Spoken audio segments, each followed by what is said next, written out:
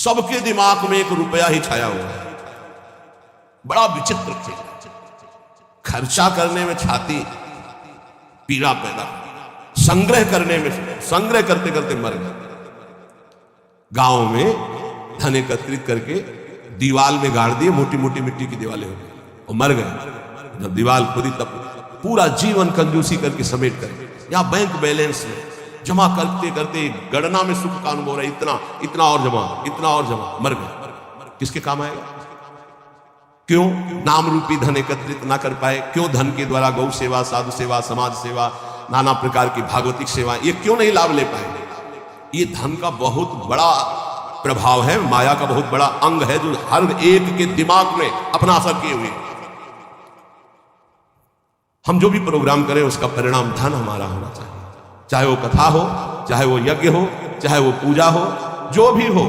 कोई बिरला ऐसा करता है जगत में, ऐसा नहीं कि नहीं है, कोई बिरला ऐसा करता है कि इसका फल हो श्री कृष्ण प्रेम लक्षणा भक्ति है। ऐसा नहीं कहते कि नहीं है, पर सबके दिमाग में एक यही है कि जो मैं कर रहा हूं उसका परिणाम अच्छी धनराशि मिलेगा। इसलिए क्या कह रहे कि पछताओगे बाद में। क्या पछताओगे? अरबों रुपया बैंक में जमा करके पधार गए, भारतीय बैंक का वही रखा हुआ है, आपकी केवल जीवन की श्वासें नष्ट हो गई, बस आसक्ति उसकी आपकी दुर्गति कराएगी। जीवन का समय आपको उसके संग्रह में गया, कुछ आ कितना भोगोगे, कितना भोगोगे, क्या खाओगे, कितना खाओगे? जब शरीर ही नहीं रहेगा तो ये सब खाना पीना किस कार्य में आया यदि सच्चिदानंद से चित्त नहीं जुड़ा। इसलिए पछताओगे यदि धन की प्रधानता जीवन में रही। तो आप सच्ची मानिएगा, आप जितने लोग बैठे हो विचार करके अभी देख लो, वृंदावन की भूमि में बैठे हो। हम नहीं कहते कि सबके दिमाग में होगा, लेकिन आप देख लो प्रधानता हर क्रिया के परिणाम में धन प्राप्ति की लालसा। हर क्रिया, साधु संग कर रहे हैं तो ऐसी कुछ आशीष हो जाए कि धन प्राप्ति हो जाए, हम ठाकुर सेवा, ठाकुर दर्शन, उपासना, सबका परिणाम एक धन की तरफ रहता है, सबका परिणाम। कोई बिरला ऐसा होता है जिसके दिमाग में धर्म होता है कि मैं जो भी करूंगा धर्म पालन के लिए करूंगा, मेरे जीवन का उद्देश्य है समस्त जगत को सुख प्राप्त हो, भगवान प्रसन्न हो जाए, बस। ये कोई बिरला करता होगा, बिरला। वो भक्ति का आडंबर करके, वो वैराग्य का नाटक करके, उपदेश का, व्यापार का, संसार का, चाहे वो परमार्थ हो या व्यवहार हो, दोनों में प्रधानता हमारी रहती है धन की। ये भगवान की प्राप्ति में बहुत बड़ी बाधक बनती है। कंचन देखत को यहां जगत संगाती, तात मात अपने सुख भीने, ललित किशोरी द्वंद मिटैना, आनंद कंद बिना हरि चीन्हे, मन पचितई है भजन बिन कीने। अब दूसरी बात है, देखत ही यह जगत संगाती। सबसे ज्यादा संसार में संगाती माना जाता है विपरीत शरीर को, काम। दूसरा है काम, विपरीत शरीर का संगाती। इसके लिए प्राण देने के लिए तैयार है। और जबकि वासना की निर्वासनिक स्थिति भगवान से होगी, किसी शरीर भोग से नहीं होगी। उससे तो जैसे अग्नि में और घी डालते जाओ तो बढ़ती चली जाती है, ऐसे ही वासना की शांति भोग में नहीं, त्यागात शांति अनंतरम। लेकिन ना जानने के कारण पूरे के पूरे जीवन नष्ट हो जाते हैं केवल भोग चिंतन से। बहुत आश्चर्य की बात है, यदि इसे भजन के बल से, भगवत कृपा बल से, गुरु कृपा बल से इसे संभाला न गया तो मिले भले कुछ ना, पूरे जीवन इसी का संकल्प बनता रहता है, चिंतन होता रहता है। ये ठग है जो हमारे जीवन को नष्ट कर देते हैं। कामिनी के संग की लालसा भगवत प्राप्ति नहीं होगी। जैसे पहला था धन की प्राप्ति की लालसा, ऐसे ही जितना भी धन कमा लो, जितना भी सब कर लो, अंदर एक लालसा बनी रहेगी भोग भोगने की। ये अगर भावना शरीर भोग की बनी रही, ये भी भगवत प्राप्ति नहीं होने देती। कितना भोगोगे, कब तक भोगोगे? जब शरीर ही छूट जाएगा तो कौन तुम्हारा साथी होगा? बहुत विचित्र बात है, बहुत विचित्र बात है। देखत को यह जगत सगाती। इस संसार में केवल देखते देखते पूरा जीवन हो गया, कुछ नहीं देख पाए। 50 साल के हो गए, 40 साल के हो गए, भोगते भोगते जीवन व्यतीत हो, कुछ नहीं भोग पाए। क्या है? असंतुष्ट, वासना। इसी तरह से जितने संबंध हैं सब धोखे के संबंध हैं। उनमें यदि भगवत भाव करके नहीं जिए तो वो बंधन कारक है, धोखे में समय गया है। पहला दिमाग में धन रहता है, दूसरा दिमाग में भोग रहता है, और जो इनको थोड़ा दबा पाया भजन से तो तीसरा दिमाग में रहता है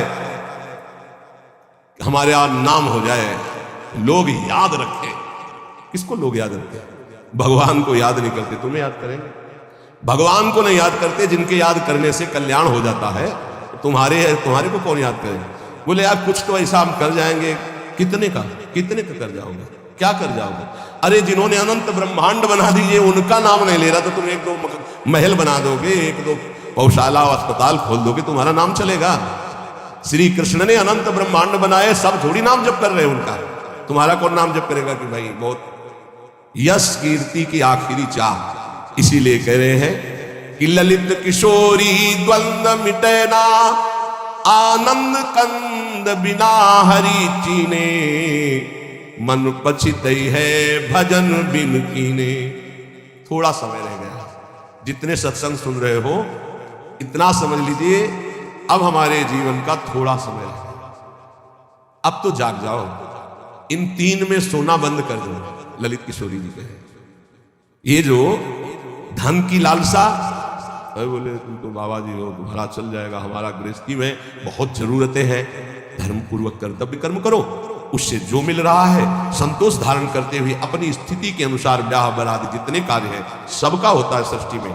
आज दुख पाया जा रहा है अपनी स्थिति से हटकर करने पर, आज दुख पाया जा रहा है केवल प्रशंसा के लिए करने पर। अगर आपकी स्थिति गरीबी की है तो आप किसी गरीब वर्ग को ढूंढिएगा, आपकी पुत्री सुखी रहेगी। ये भ्रम छोड़ दो कि थोड़ा हमसे बड़ा धनी हो, बहुत हानि हो जाएगी। अगर आपकी स्थिति है और अपनी स्थिति के घर में बेटी का ब्याह करोगे तो बहुत सुखी रहोगे। अगर अर्थ की प्रधानता रखकर बेटे का ब्याह करोगे तो दुखी रहोगे। देख लेना, परिणाम में देख लेना। इसलिए धन के लिए तुम इतना व्याकुल मत हो, कर्तव्य कर्म करो, जैसी परिस्थिति उसके अनुसार चलो। भोग के लिए इतना व्याकुल न रहो, जो धर्म पूर्वक पाणी ग्रहण किया है भगवान की पूजा की भावना रखकर उसका, तो आप उससे मुक्त हो जाएंगे। नाम चिंता मत करो, नाम जप करो तो तुम्हारी विमल कीर्ति यहां नहीं भगवान के दरबार में होगी। ये मम जन है, ये मेरा जन है। जैसे अम्बरीश जी की चर्चा भगवान के दरबार, भक्तों के यहाँ भगवान की जैसे चर्चा होती, ऐसे भगवान के दरबार में महाभागवतों की चर्चा। इतना नाम जप करो, इतना ठाकुर सेवा करो कि भगवान अपनी सभा में आपको याद कर ले। इससे बड़ी क्या बात होगी? त्रिभुवनपति की सभा में तुम्हारा यश गाया जाए। जग जाओ। अगर अभी नहीं जगे तो फिर अब जगने का समय नहीं है, जगाया जा रहा है। ये सत्संग है मोह निद्रा से जगाने का। यहां तुम जिससे और किसी से प्रीति करते हो वो तुम्हें सुला देगा, जगाएगा नहीं। मोह भरे वचन बोल करके, मोह भरे कपट भरे वचनों को सुनने में बहुत अच्छा लगता है, लेकिन जब अध्यात्म और सत्य के वचन तो ऐसे लगते हैं बहुत कड़वे। मुंह मीठा भीतर कपट, पर्दा रहे है बास। मुंह में मीठा बोल रहे, हृदय में कपट है, वहीं पर्दा लगाए भगवान बैठे वहीं देख रहे हैं। जो सतमार्ग के पथिक है उनकी जबान में भले तुम्हें कड़वाहट लगे, लेकिन हृदय बहुत मीठा है और बेपर्द होकर भगवान वहां से बोल रहे, पकड़ पाओ तो पकड़ लो। गोला मारे ज्ञान का संत सिपाही कोई, उत्कट जिज्ञासु बने तो अजब उजाला होए। अजब उजाला होए अंधेरा सब ही नासे, अंतर्मुख हो लखे आत्मा अपनो भाषे। कहे निर्भयानंद होए जिज्ञासु भोला, और जब संत मिले सिपाही तो ज्ञान का मारे गोला। अगर भगवान का पार्षद कोई संत जो विशुद्ध स्थिति में है, उसके वचन क्या करते हो? गोला का काम करते हैं। बोले ऐसा ज्ञान का गोला माला कि काम क्रोध लोभ मोह मद मत्सर सब मर गए और दिव्य प्रकाश हो गया हृदय में। गोला मारे ज्ञान का संत सिपाही कोई, उत्कट जिज्ञासु बने और अजब उजाला हो। अगर संत वचन सुन लिए तो अमोघ से खाली नहीं जाते हैं, ये तुम्हारे जीवन का परिवर्तन कर देंगे। बस आपको जरूरत है उन शब्दों को पकड़ने की। जिस समय अंतर्मुखता बढ़ने लगे, आपको अपने दोष दिखाई देने लगे, जान लेना संत वचनों का प्रभाव शुरू हो गया है। अंतर्मुख हुए लखे, अपने दोष दिखाई देने लगे, मेरे में ये कमी, मेरे में ये कमी, हे भगवान ये मेरी कमियां कैसे दूर होंगी? तो जान लो संत संग का प्रभाव आपके ऊपर पड़ रहा है। आत्मा अपनो भाषे, अपने आप से अपने स्वरूप का बोध प्रारंभ हो जाता है जब किसी सच्चे संत का संग मिलता है। पाता है निज आत्मा विषयन सो मन रोग, काम क्रोध के वेग की जो सही जावे झोंक। संत संगी वही है जो काम क्रोध के वेग को सह जाए। काम आया सह गया, क्रोध आया सह गया। हमें देखते हैं कि काम क्रोध को सहने की तो वृत्ति साधक में है, लेकिन ईर्ष्या को सहने की शक्ति नहीं। वो जहां ईर्ष्या करता है, दूसरे से निंदा करने लगता है, तो फिर उसकी काम क्रोध की शक्ति बढ़ जाती है और वो सहन करने में असमर्थ हो जाता है। अहम, मैं जितेंद्रीय हूं, और ईर्ष्या, दूसरे की उन्नति देखकर डाह होना, जलन होना, जहां आया तो फिर वो वही परास्त हो गया जहां जीत रहा था। इसको पकड़ना। गुरु कृपा से काम और क्रोध पर विजय प्राप्त करने की योग्यता साधक में आ जाती है। बहुत शीतल हृदय होने लगता है, क्या कुछ है। और जहां उसके अंदर ये अहम आया और दूसरों को देखकर जलन होने लगी, अपने में अहम आने लगा, वही उसकी सामर्थ्य घट गई और वो उसी विषय के लिए रोने लगा। काम क्रोध आदि उसको परास्त करने लगे। समझना, इस बात में आध्यात्मिक चर्चा है जिससे आपको परम पद मिल जाएगा। आप अगर गुरु शरणागत है तो काम क्रोध आपके अंदर स्फुरित होंगे, परास्त नहीं कर सकते। चिंगारी की तरह स्फुरित होंगे, ज्वाला की तरह नहीं। पक्का समझ लो। दो बातें हैं यदि तुम काम क्रोध से परास्त हो जाते हो। पहला, आप गुरु आज्ञा का उल्लंघन करके कोई गंदी बात देख रहे हो, कोई गंदी बात कर रहे हो, कोई गंदी बात करने वाले लोगों का संग कर रहे हो। अगर ये नहीं तो फिर तुम काम विजयी होने का अहंकार कर रहे हो। अन्यथा स्फुरणा होती है और शांत हो जाती है। उसी मार्ग से चले हुए अनुभव की ये बात है। हम किसी की दूसरी तर्क वाली बात नहीं मान सकते, छाती की बात मानते हैं। ऐसे स्फुरण होता है और शांत हो जाता है, क्योंकि उसके लिए कोई चारा नहीं है। धीरे धीरे स्फुरण भी बहुत कम होने लगता है। पर जहां देखा गया अपने में अहंकार आया कि मैं जितेंद्रीय, और जहां दूसरे की उन्नति से डाह, तो फिर वही उसको परास्त कर देते हैं। चिंगारी को ज्वाला बनने में देर नहीं लगती। वो चिंगारी तब शांत होती है जब भगवत साक्षात्कार हो जाता है, सूक्ष्म रूप से विकार होते हैं। पता है निज आत्मा विषयन सो मन रोक। जब संत वचन रूपी प्रकाश आपके हृदय में हुआ, तो ये जब पता हो गया कि तुम देह नहीं हो, भले अनुभव नहीं हुआ, तो अपने मन को विषय में जाने से रोको। बोले काम क्रोध के वेग की जो सही जावे झोंक। इनका झोंका आता है हवा का, जैसे झोंका, हवा का झोंका आवे, तूफान आवे, किसी पहाड़ का आश्रय ले लो, बच गया। छोटी मोटी पेड़ आदि का आश्रय मत लेना, नहीं टूट के गिर जाएंगे आपके ऊपर, वही मार देंगे। क्या करना है? पहाड़ का आश्रय। पहाड़ कौन है? भगवान के प्रेमी महाभागवत जनों के वचन, या भगवान नाम, या भगवत लीला गुण कीर्तन। जहां कामादि दोषावे मजीरा उठाओ, राधा राधा राधा एक मत सुनो मन की, देख लो अभी साफ हो जाएगा गंदगी जो आई थी। या कोई संत के उपदेश सुनने लगो, या भगवान की लीला गायन करने लगो। प्रियालाल के चल जोई जोई प्यारो करे शुरू करो, और आज वह देखिए तो प्यारी, चले जाओ वहां तक 84 पदों का गायन पक्का। जब तुम्हें काम सतावे, चतुरासी जी का गायन शुरू कर देना, गायन। और अगर ना चला जाए तो हमसे बताना, निज अनुभव की बातें हैं। चतुरासी जी का फल ही है भवजल निधि को नाव, काम पावक को पानी।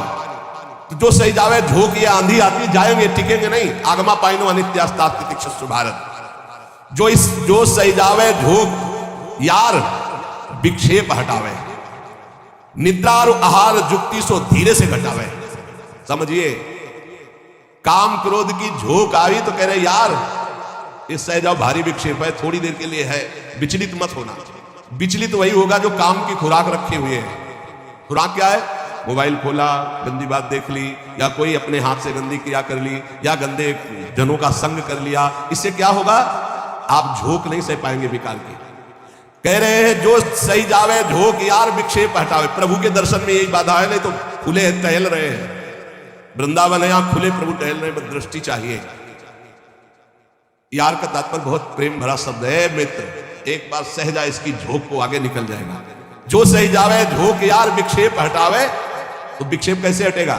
बोले निद्रा और आहार जुक्ति सो कछु धीरे से घटावे। बस कल भी चर्चा हुई थी निद्रा और आहार को कम करने की, पलटू स्वामी की। इन निर्भयानंद जी बड़े सिद्ध महापुरुष ब्रह्मानंद में डूबे हुए, इन दो पर असर साधक अपना दिखावे। ये दो सबके ऊपर असर दिखाए, पूरा जीवन व्यतीत हो जाता है। खाना और सोना, अच्छा भोजन और खूब चक सोने को मिले। कह रहे कि अगर परमार्थ का लाभ लेना है तो साधक दो पर अधिकार करे, नींद और भोजन। फिर बार बार कहते हैं अभ्यास अभ्यास। नींद और भोजन, ये दो, निद्रा और आहार। फिर तीसरे पर विजय जो मैथुन, फिर चौथा जो भय। ये चार ऐसे दोष पूरी सृष्टि को अपने अधीन किए हैं। निद्रा, भय, आहार, मैथुन, ये सब के सम जग उपजाए, सब इसी में फंसे हुए। ऐसा साधक इन चारों पर विजय प्राप्त करना। निद्रा, तब जब आहार पर आप संयम करें। बहुत बार आहार पे चर्चा होती, भाई आहार को संभाल लो, इसको बढ़ाते चले जाओ, एक एक कवल बढ़ता चला जाएगा, इसको घटाते चले जाओ, घटता चला। 400 ग्राम में पूरे 24 घंटे शरीर का सम्यक मेहनत करते हुए पोषण हो जाएगा 400 ग्राम में। यहां यही है कि अगर आप भगवत मार्ग में चलना चाहते हो तो आहार पर संयम करो, तो नींद पर संयम हो जाएगा। आहार पर संयम करो, पर इतना भी संयम न करो कि सीढ़ी चढ़ने उतरने लायक न रहो। उचित आहार लो जितना आपको नींद ना सतावे। ये बहुत बड़ी सिद्धि है। अगर आप निद्रा और भोजन पर शासन नहीं किए तो काम और क्रोध पर शासन नहीं कर पाओगे, पक्का। ये 4 चीजें साधु के जीवन में बिल्कुल शासन में होती है, निद्रा, भय, आहार, मैथुन। भय नहीं होता साधु को। साधु का मतलब होता भगवत मार्ग के पथिक, चाहे गृहस्थ हो चाहे विरक्त हो। और नींद पर बहुत शासन होता है, और आहार पर बिल्कुल विजयी होता है, और वो मिथुन धर्म का त्यागी होता है, चाहे गृहस्थ हो चाहे विरक्त हो। अरे ऐसे ऐसे गृहस्थ हैं अपने ही पास है कि हम उनकी चरण वंदना करते हैं। वृंदावन में शपथ पूर्वक पति पत्नी कसम खाकर ब्रह्मचर्य से रहे, सच्ची कहते हैं। हृदय से साधु बनने पर भी पूरे जीवन डर रहा है इसी बात का। और वो पति पत्नी एक जगह रह करके संयम से हैं, हम उनकी चरण वंदना करते हैं, चरण वंदना करते हैं। कोई भी जगत का महात्मा इस बात से डरता है कि संयोग ना हो। वो संयोग में पड़े हैं, एक ही घर में रहते हैं, ज्यादा जगह नहीं तो हो सकता है कोई एक ही आसन में रहते हो, लेकिन बलिहारी कसम पूर्वक ब्रह्मचर्य।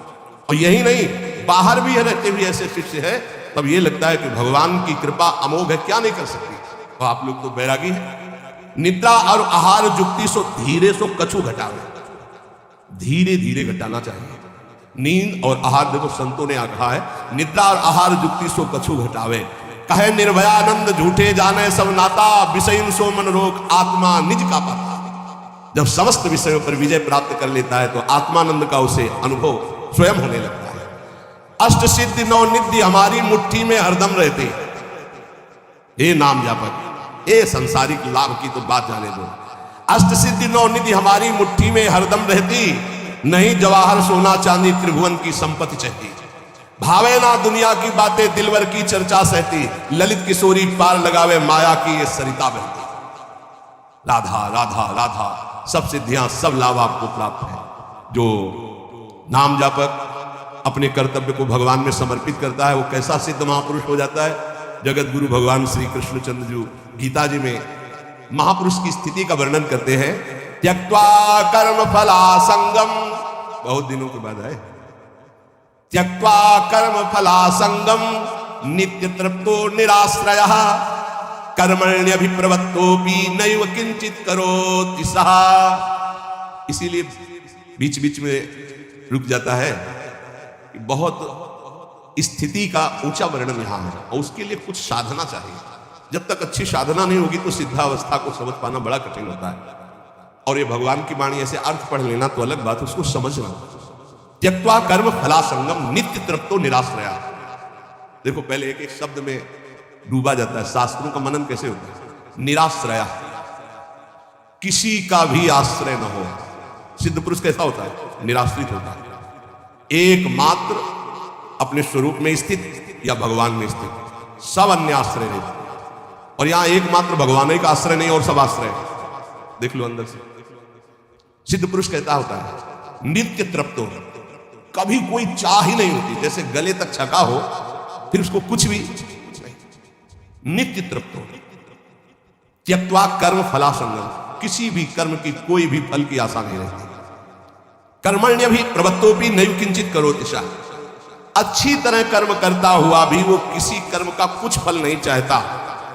स्वाभाविक केवल भगवत प्रेरणा से कर्म हो रहे हैं, उनके कोई फल की इच्छा नहीं, क्योंकि जो सब कर्मों का परम फल है वो भगवान का साक्षात्कार उनको प्राप्त हो गया है। ये सिद्ध पुरुष के लिए श्लोक गाया गया है। जो कर्म और कर्म फल की आसक्ति का त्याग करके सब आश्रयों से रहित सदा तृप्त रहता है, फिर भी वो अच्छी तरह शास्त्राज्ञा के अनुसार कर्म करता है, पर किसी भी कर्म फल की कोई आकांक्षा नहीं है, वो सिद्ध हुआ पुरुष कहा जाता है। श्री भगवान कह रहे हैं। लेकिन यहां उल्टा है। अगर हम कोई भी कर्म करेंगे तो पहले हमारा जो सोच होगी वो उसके फल पे होगी। ये सोच नहीं होगी कि हमारा धर्म है इसका पालन करना। कोई भी कर्म बिना फल की आकांक्षा के आप शुरू ही नहीं कर सकते। सोचो, सोचना जरा। कोई भी कर्म करेंगे तो इसका फल क्या होगा? ये हम साधक के लिए कह रहे हैं। जो विषयी है वो नहीं सोचते, जो सिद्ध है वो नहीं सोचते। दोनों बात समझ। जो विषयी है वो नहीं सोचते कि इसका परिणाम क्या होगा, जेल मिलेगी कि दुर्गति होगी कि नरक जाएंगे कि शरीर नष्ट हो जाएगा, ये कुछ नहीं सोचते। जो सिद्ध है वो पूर्ण तृप्त है, इसलिए केवल शास्त्र सम्मत कर्म करते हैं, वो फल की आकांक्षा या फल की सोच ही नहीं रखते। जो बीच में है, ना पूरे विषयी है ना पूरे साधक है, वो पहले फल सोचते हैं। परिक्रमा का क्या फल होगा, सत्संग का क्या फल होगा, यह करेंगे तो इसका फल क्या होगा। फल पर दृष्टि रखने वाला अध्यात्म को धारण नहीं कर पाता है। भगवान कह रहे कर्मण्येवाधिकारस्ते, तुम कर्म से केवल अपना अधिकार रखो, फल के ऊपर नहीं। फल में सुख दुखे समय कृत्वा लाभा लाभो जया जयो, जय या पराजय, लाभ या हानि, सुख या दुख, इसमें समान भाव रखो। यह अध्यात्म, और यह तो सिद्ध पुरुष का लक्षण है। अब यहां ध्यान देना है, मैं कर्म करता हूं, यह कर्म मेरे लिए है और इसका अमुक फल मिलेगा, ऐसी जन साधारण साधक की स्थिति रहती है। ये उसके बंधन का कारक है, चाहे जितना बड़ा कर्म कर ले। ध्यान से सुनना, ये गीता जी है। ये मैं कर्म कर रहा हूं, इस कर्म का मेरा ये फल होगा, वो कर्म फल का और कर्म कर्ता बनने के कारण चाहे जितना ऊंचा कर्म करे वो बंधा ही रहेगा, मुक्त नहीं होगा। भले शुभ कर्म किया तो देवलोक जा, तपलोक जा, पर आना तुझे मृत्यु लोक में ही पड़ेगा। लेकिन जो सिद्ध महापुरुष होता है, परिक्रमा चलो स्वाभाविक, उसको कोई लक्ष्य नहीं कि इसका फल क्या होगा, इसका अच्छा अटल्ला चुंगी से मुड़ गया, उधर पूरी नहीं हुई, कोई उसको शोक नहीं है, ना कोई लाभ है ना कोई हानि है, स्वाभाविक कर्म हो रहा है। क्यों? क्योंकि उसने अपनी इंद्रियों को, अपने मन को अधीन करके परमात्मा तत्व की स्थिति प्राप्त की है। अगर इंद्रियां और मन पर विजय प्राप्त नहीं की तो जीवन मुक्त होते हुए भी दुर्गति को प्राप्त होगा। आत्मा जीवन मुक्त ही है, उसको कोई नहीं बांधा। इंद्रियां और मन बंधे होने के कारण आत्मस्वरूप जो जीवन मुक्त है उसको भोगना पड़ रहा है। बहुत ध्यान देने का विषय है। आत्मा को शुद्ध करने की जरूरत नहीं, परम शुद्ध है। आत्मा को मुक्त करने की जरूरत नहीं, परम मुक्त है। तो बंधा कौन है? इंद्रियों और मन में तुम्हारी तन्मयता, इंद्रियां मन विषय भोगों में। जैसे राजा तभी विजयी माना जाएगा जब सेना विजयी होगी, और सेना हार गई तो राजा हार गया, सेना जीत गई तो राजा जीत गया। ऐसे ही इंद्रियां मन हार गए विषयों में तो तुम हार गए, तुम्हारी दुर्गति होगी। और इंद्रिय विजेता मन विजेता हो गए तो तुम जीवन मुक्त हो गए, क्योंकि जीवन मुक्त थे, जीवन मुक्त हो, जीवन मुक्त रहोगे। पूरी साधना इंद्रिय और मन की आ गई है। इंद्रिय और मन को भोगों से हटाकर प्रभु में स्थित करना तो विजयी। अगर इंद्रिय मन भोगों में लग गए तो आवागमन से मुक्त नहीं होगे। लेकिन सिद्ध पुरुष की इंद्रियां और मन ये अपने आप शांत होते हैं, क्योंकि वो त्यक्त्वा कर्म फला संगम, ना कर्म में आ सकता है और ना फल में आ सकता है।